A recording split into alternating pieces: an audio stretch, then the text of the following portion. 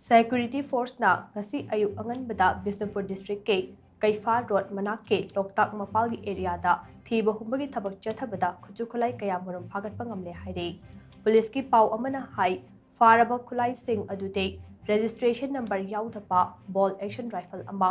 USA haina thaba magazine yauba 9mm pistol ama 2-inch mortar shell ama